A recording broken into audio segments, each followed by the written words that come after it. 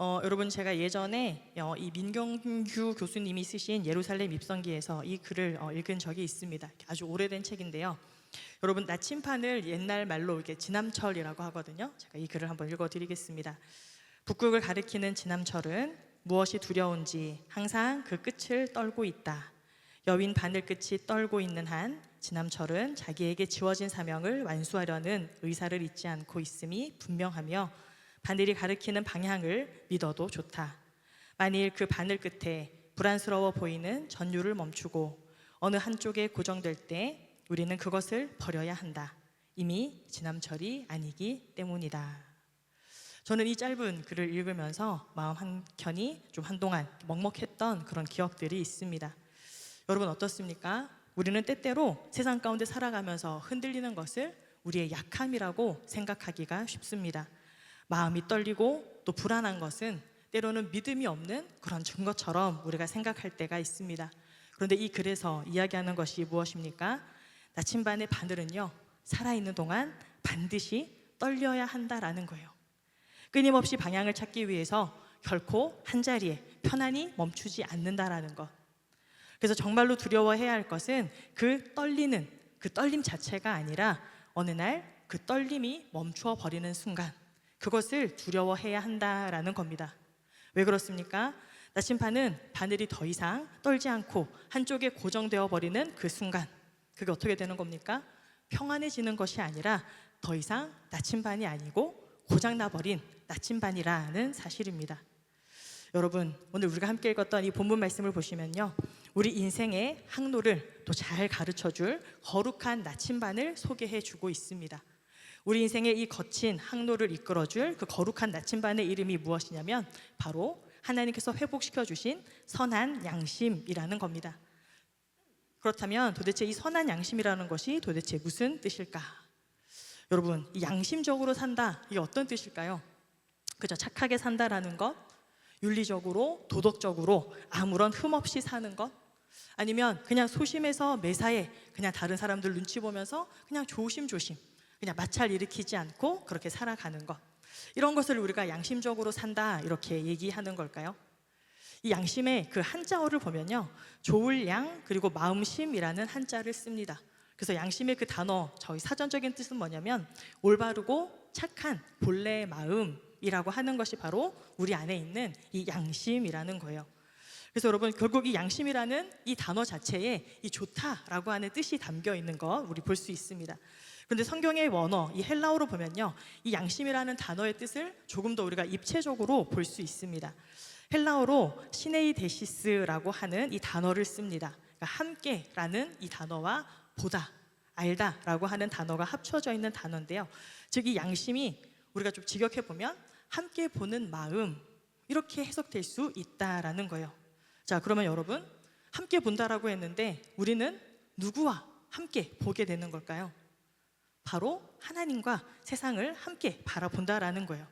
내 눈으로만 세상을 보고 판단하는 것이 아니라 하나님의 시선이라는 그 거울에 먼저는 내 삶을 비추어 보고 또 세상을 비추어 보면서 그렇게 살아가는 것, 이것이 성경이 이야기하는 양심의 본질이라는 겁니다.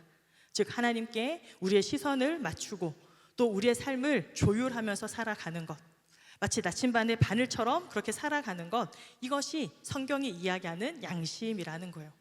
그런데 이 베드로 사도는 거기에 굳이 앞에 선한이라고 하는 그 단어를 한 번 더 붙입니다. 왜 그랬을까요? 이 양심 자체가 이렇게 선하고 좋은 뜻을 가지고 있는데 왜 선한 양심이라 이렇게 불렀나? 그것은 바로 이 나침반 그 바늘의 한쪽이 고장나 있다라는 것을 우리에게 일러주는 것이죠. 여러분, 이 고장났다라는 것을 성경의 이 표현으로 해보면요, 타락이라고 할 수 있습니다. 우리는 첫사람 그 아담과 하와의 불순종으로 인해서 인류 가운데 죄라는 것이 들어왔죠. 그래서 그때부터 사실 우리 사람들 안에 있었던 이 모든 양심은요, 크고 작게 다 그렇게 고장이 나 있다라는 겁니다. 그래서 여러분, 가끔 우리가 뭐 이렇게 표현할 때가 있잖아요. 나는 양심에 아무런 거리낌 없이 행동했어. 자, 그럼 여러분에게 질문해 보겠습니다.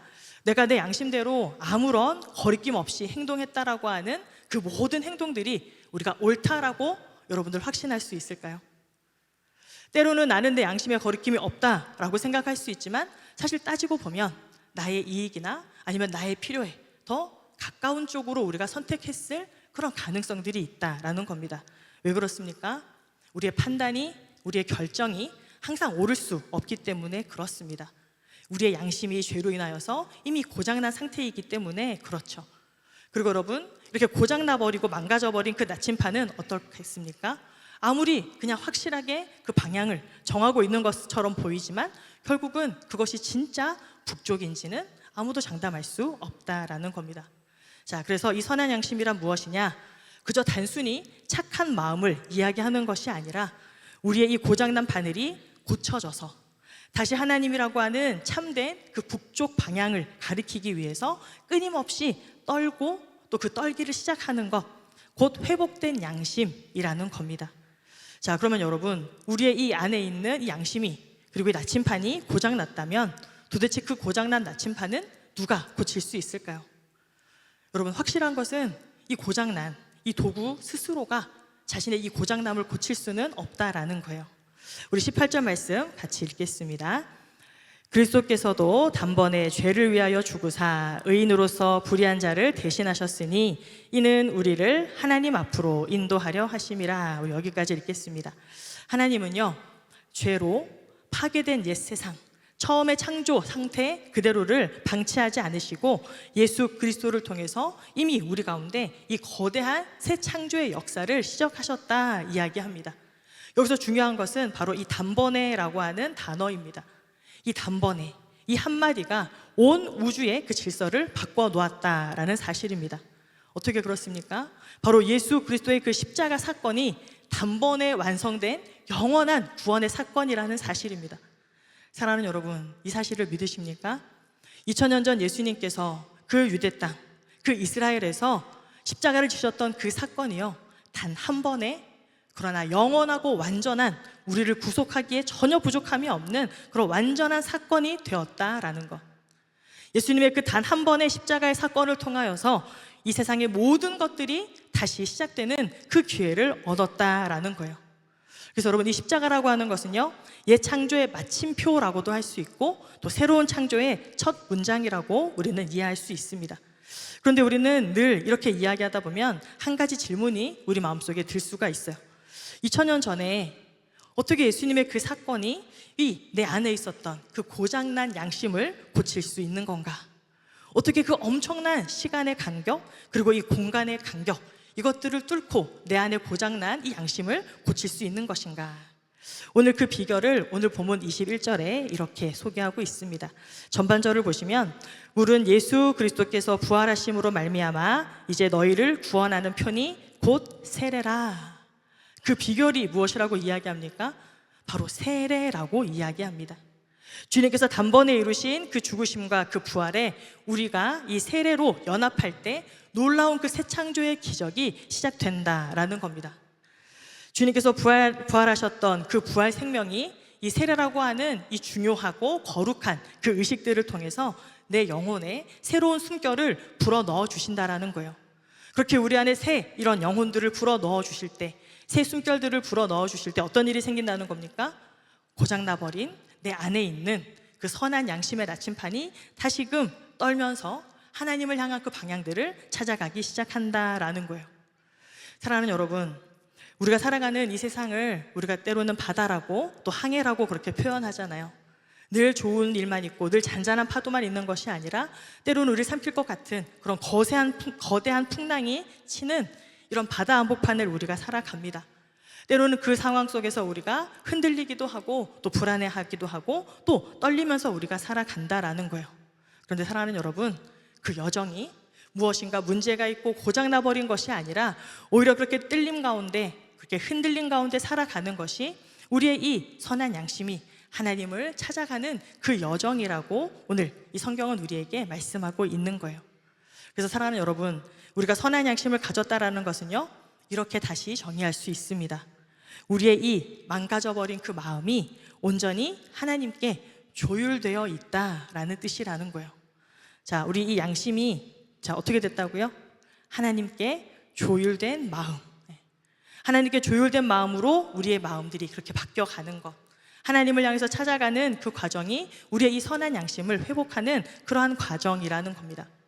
그런데요, 오늘 말씀은 우리 주님께서 그렇게 단번에 이루신 이 거대한 새 창조가 어떻게 내 안에서 시작되었는지 한 가지 흥미로운 이야기로 또 설명을 해주고 있습니다.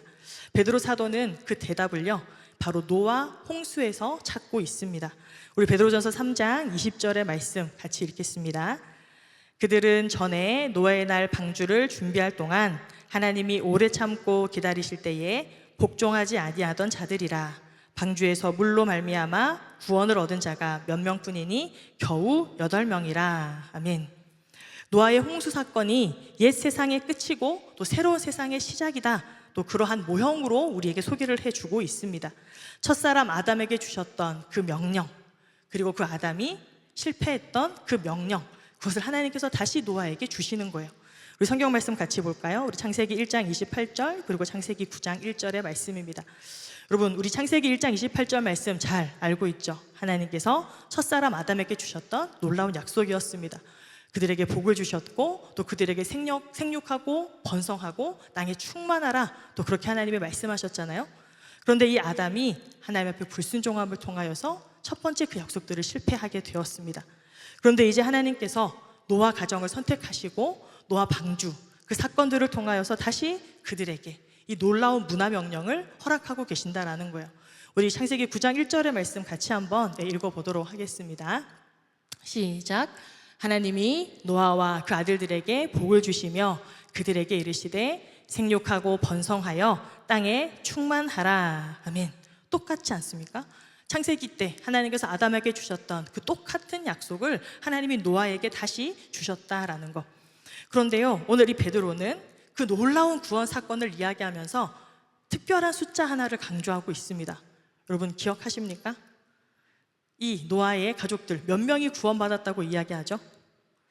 몇 명이요? 몇 명이요? 네, 8명. 사실 우리는 교회에서 7이라는 숫자가 굉장히 익숙하잖아요.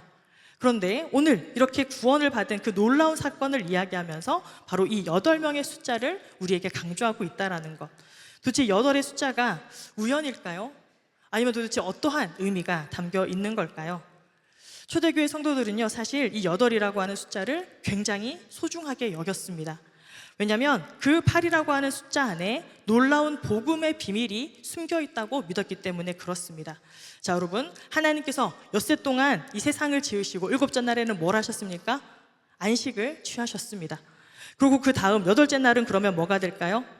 하나님이 온 우주 만물을 창조하셨고 또 그 창조가 다 끝난 다음 새로운 이런 시작들을 알리는 날, 그게 바로 이 8일이 된다라는 거예요.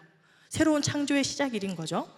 근데 여러분, 더 놀라운 것은요, 신약 성경에 와보시면 예수님께서 부활하신 날, 그 날이 바로 며칠이냐면 8일이 된다는 거예요. 왜 그러냐? 여러분, 놀랍게도 예수님의 행적을 다 기록하고 있는 이 복음서, 우리가 사복음서라고 합니다. 마태, 마가, 누가, 요한, 이 네 복음서를 우리가 사복음서라고 하는데, 이 사복음서에서 동일하게 강조하고 있는 바로 그 사건이 있습니다. 예수님의 부활하신 그 사건인데요. 자, 그것을 무엇이라고 표현했냐면 바로 안식 후 첫날에 우리 주님께서 무덤에서 일어나셨다. 이 네 복음서가 똑같이 동일하게 이것들을 고백하고 있다라는 거예요. 자, 여러분 어떻습니까? 이 8일이라고 하는 것, 바로 우리 주님께서 그 죽음의 권세를 깨시고 또 새롭게 부활하신 날, 그 날이 바로 이 8일이라는 거예요. 그래서 여러분, 초대교회 성도들은요, 이 믿음을 자신들의 그 삶 가운데 적극적으로 반영했습니다. 그래서 실제로 이 초대교회 성도들은 건축에도 자신들의 그 이 믿음들을 반영한 것을 우리가 볼 수 있는데요. 여러분, 사진을 한 장 보여드리겠습니다. 이 밀라노 산 조바니 세례당이라고 하는 성당입니다. 세례를 받는 그 장소인데요. 이 4세기의 건물이에요. 그래서 여러분, 이 외관을 보시면 이 팔각형으로 지어져 있는 것을 사실 우리는 볼 수 있습니다. 그다음 옆에는 여러분, 이게 우리가 세례반이라고 부르는 거거든요. 지금 여러분, 우리는 이제 세례를 받을 때 좀 약식으로 이렇게 머리에 물을 이렇게 끼얹는 것으로 끝나지만 이 초대 교회에서는 실제로 그 세례반에 직접 담기기도 하는 이렇게 세례를 진행을 했는데, 옆에는 그렇게 세례를 할 때 사용하는 물을 담는 세례반입니다. 근데 그 모양도 보시면 어떻습니까? 바로 이렇게 팔각형으로 되어 있는 것을 볼 수 있습니다. 자, 즉 여러분, 이 8이라는 숫자가 그냥 우연하게 적혀 있는 것이 아니라 아주 굉장한 의미를 담고 있다는 거예요. 자, 제 8요일이 도대체 어떠한 의미냐? 주님께서 부활하신 그 부활의 아침을 상징하는 날이기도 하고, 또 새로운 창조가 시작되어진 그 새 창조의 시작, 이것을 8이라고 하는 숫자에 담겨 놓았다라는 겁니다. 즉, 옛 세상은 끝나고 이제 부활의 새 창조가 시작되었다, 이것을 한 단어로 담은 것이 바로 이 8이라고 하는 의미입니다. 그래서 이 초대교회 성도들은 그냥 이 세상 가운데서 받게 되어지는 그 많은 핍박 속에서도 자신들의 삶이 바로 이 제8째 날을 사는 삶이다라고 생각하면서 견뎠다라는 거예요. 자, 그런데 베드로는요, 이제 여기에서 더 놀라운 선언을 우리에게 보여주고 있습니다. 노아를 건져주신 그 물이 이제 우리를 구원하는 그런 표가 되었다. 즉, 그것이 세례다, 우리에게 이야기합니다. 여러분, 우리 노아 홍수 사건을 잘 알고 있지 않습니까? 이 온 세상을 하나님께서, 이 죄로 가득 찬 세상을 물로 다 이렇게 심판하셨는데, 오직 그 노아 방주에 담겨 있었던 그 8명의 가정만 구원을 받았다라는 것. 그래서 여러분, 우리가 세례, 여기서도 여러분 세례 받으신 분들 있으시죠? 우리 한번 손 한번 잠깐 들어볼까요? 나 세례를 받았습니다. 우리 입교를 포함해서 저 세례 받았습니다. 자, 내려보실까요? 자, 그렇다면 여러분, 제가 또 기습 질문을 드리면 여러분들도 당황하시겠죠? 여러분들 세례의 의미를 지금 다 기억하고 계세요? 세례를 받을 때 목사님들이 몇 주 동안 열심히 여러분들과 같이 이렇게 세례 교육을 하고 이 온 성도님들이 다 보는 이 본당에서 우리 세례식을 진행하잖아요. 여러분, 세례가 어떠한 의미가 담겨 있습니까? 네, 우리 지금 설로이가 뭐라고 얘기하는데 잘 들리지 않아요. 마스크를 끼고 있어서 잘 안 들려요. 여러분, 제가 군대에서 이렇게 이 사역을 할 때 사실은 좀 되게 안타까우면서 좀 많이 기억에 남는 이 의식도 바로 이 세례입니다. 사실 여러분, 우리 지금 이 개신교에는 이 중요한 의식이 단 2가지가 남아 있어요. 바로 이 세례 의식과 이제 다음 주 우리가 함께 하게 될 이 성찬 의식. 이 2가지만 우리 이 개신교에 우리가 남아 있는 아주 중요한 교회의 전통이잖아요. 근데 사실 이 군대에 있을 때는요, 여러분들 가끔씩 이 군대의 이 신자들을 좀 비하하면서 이런 말 하잖아요. 이 초코파이 신자. 제가 초반에 처음 여러분들과 만났을 때 한번 이야기를 했던 내용들이에요. 그게 무슨 말일까요? 요즘은 사실 초코파이 신자는 아니고요, 뭐 햄버거 신자 이제 이렇게도 불리기도 합니다. 무슨 말일까요? 훈련병 때, 사실 훈련병 때는 간식들을 이렇게 좀 잘 먹을 수가 없잖아요. 그래서 그런 특별한 세례식이나 이런 행사들이 있을 때 교회를 가면 햄버거를 먹을 수 있는 거예요.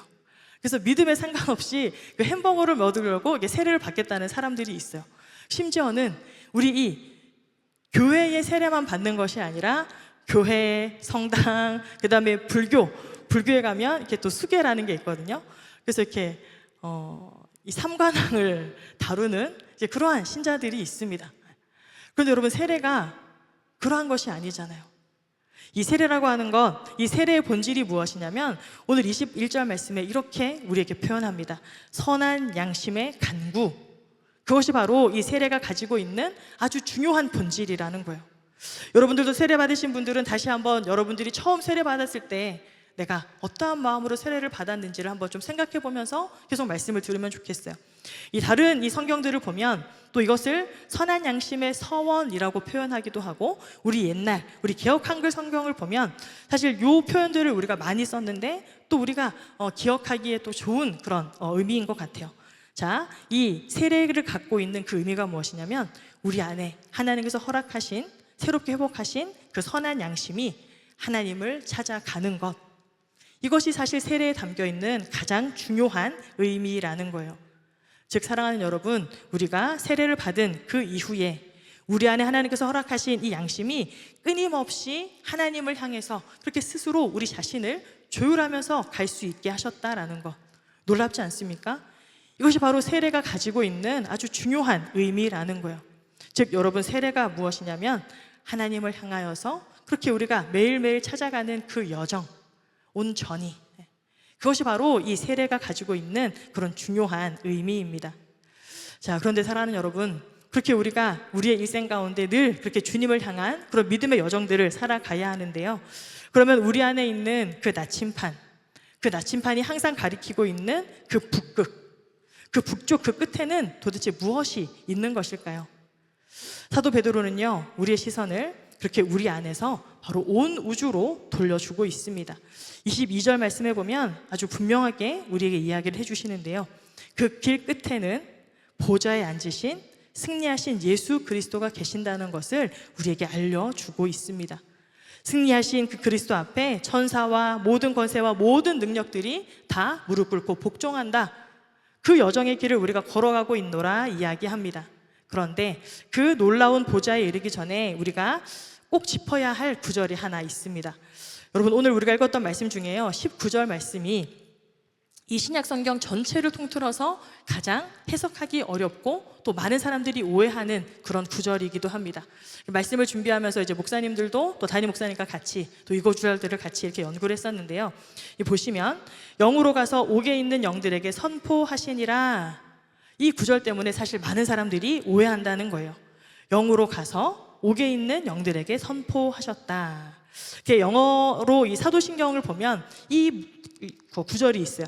He descended into hell. 지하로 내려가셨다.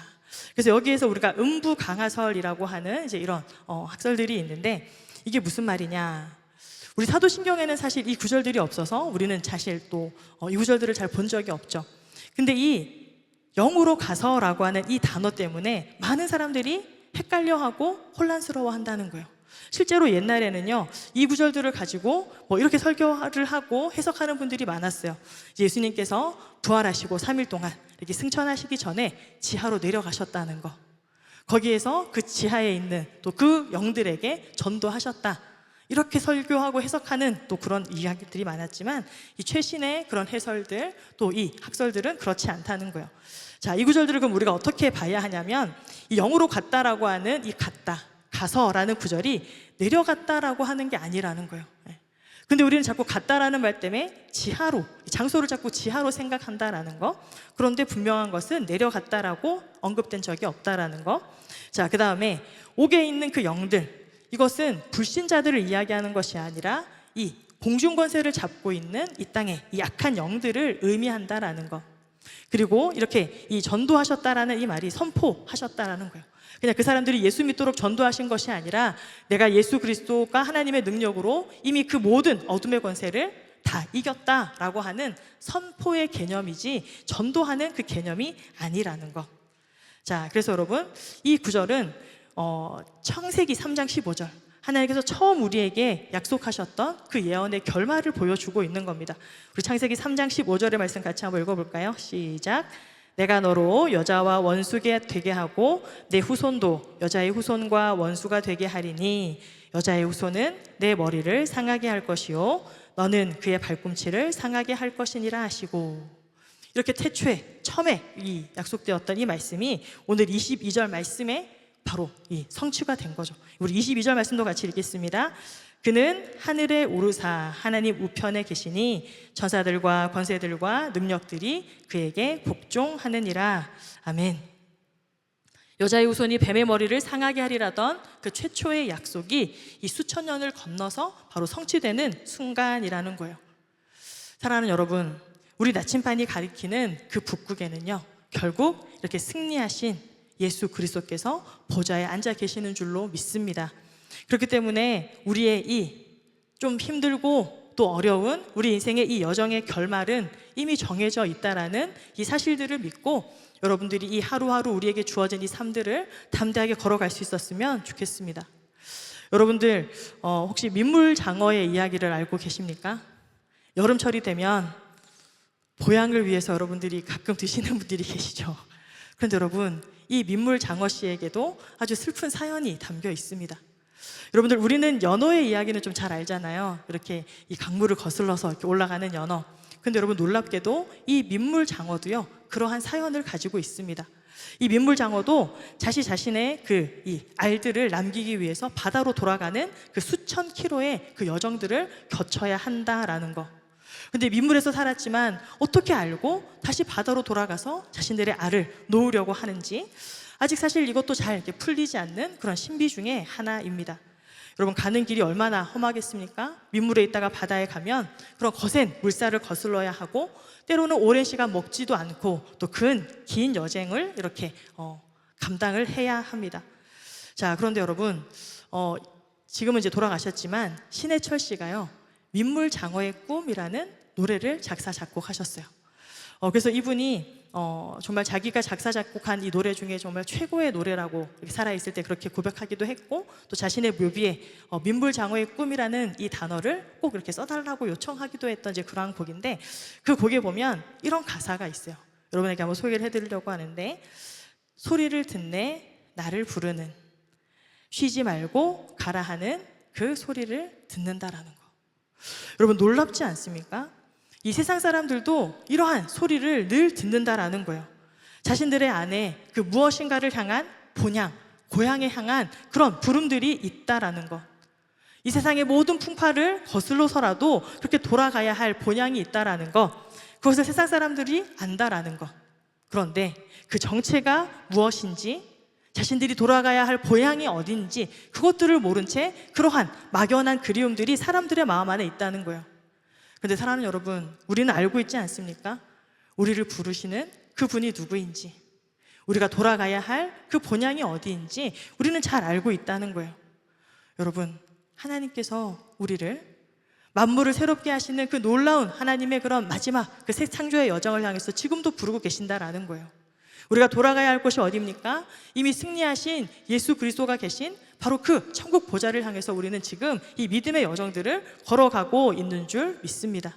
그렇기 때문에 사랑하는 여러분, 때로 우리의 이 믿음의 여정들이 흔들릴 수도 있고 또 불안할 수도 있지만, 여러분 두려워하지 마시고, 여러분들 우리가 돌아가야 할 그곳, 우리의 영원한 그 본향, 하늘나라, 그리고 이미 모든 것들을 다 멸하시고 승리하신 예수 그리스도의 그 보좌, 그 능력, 그 권세를 믿으면서 우리가 이 믿음의 여정들을 걸어갈 수 있었으면 좋겠습니다. 그래서 여러분, 때때로 우리의 마음이 흔들리는 것 같아도 내가 고장난 거나 문제가 있는 것이 아니라, 내 마음이 지금 주님을 향해서 그렇게 조율하고 있구나, 이렇게 생각하시면서 한 걸음 한 걸음 담대하게 여러분들의 그 믿음의 여정들을 걸어갈 수 있게 되기를 축복합니다. 때로는 세상에 그런 어떤 속도전에서 내가 좀 뒤처지는 것 같고 밀리는 것 같은 그런 순간이 찾아온다 할지라도, 또 때로는 내 이 하나님께서 허락하신, 회복하신 이 선한 양심을 지키기 위해서 때로는 좀 손해보는 것 같고, 또 때로는 내가 뭔가 뒤처지는 것 같은 그런 느낌이 든다 할지라도, 우리 안에 하나님께서 회복하신 이 선한 양심을 여러분들이 믿으시고 부끄러워하지 말고 또 담대하게 우리에게 주어진 이 삶들을 걸어갈 수 있었으면 좋겠습니다. 그렇게 우리가 하나님 앞으로 인도하시는 그 주님 바라보면서, 때로는 흔들리지만 영원히 표류하지 않고 영원한 천국 소망을 가지고 그렇게 한 걸음 한 걸음 우리의 이 믿음의 여정들 온전하게 걸어가는 저 여러분이 될 수 있기를 주님의 이름으로 축원합니다. 살아계신 아버지 하나님, 우리 가운데 하나님께서 허락하여 주신, 회복시켜 주신 선한 양심이 있음을 믿습니다. 때로는 우리가 이 거친 세상을 살아가면서 흔들릴 때도 있지만, 하나님, 우리의 마음이 하나님을 향하여 조율되고 있는 순간임을 굳게 믿으며 승리하신 주님 바라보며 우리에게 주어진 이 삶, 우리가 믿음으로 한 걸음 한 걸음 살아갈 수 있도록 도와주옵소서. 그 믿음의 여정 가운데 우리와 함께 하시고 우리의 발걸음을 인도하실 주님을 찬양합니다. 이 모든 간구 예수 그리스도 이름으로 기도합니다. 아멘. 사랑하는 여러분, 우리가 때때로 이 흔들리는 마음을 가지고 또 떨리는 이 마음을 가지고 우리가 또 살아가지만, 우리가 주님 앞에 나갈 수 있는 그 이유는요, 어떤 우리의 힘이나 우리의 자격이나 우리의 어떠함이 아니라 바로 예수 그리스도의 그 보혈의 피의 능력이 있음을 믿으시기를 축복합니다. 그래서 우리 주님의 그 보혈의 그 능력들을 의지하면서 우리가 담대히 주님 앞에 그렇게 한 걸음 한 걸음 달아갈 수 있었으면 좋겠습니다. 그래서 우리 인생 앞에 놓여져 있는 그 수많은 도전들, 그 수많은 문제들 앞에서 때때로 우리가 좀 흔들릴 때도 있고 또 불안할 때도 있지만, 그 하나님 보좌 우리가 바라보면서 또 예수 그리스도의 그 보혈의 능력 의지하면서 또 그렇게 담대하게 걸어가는 우리의 신앙의 여정이 될 수 있기를 축복합니다.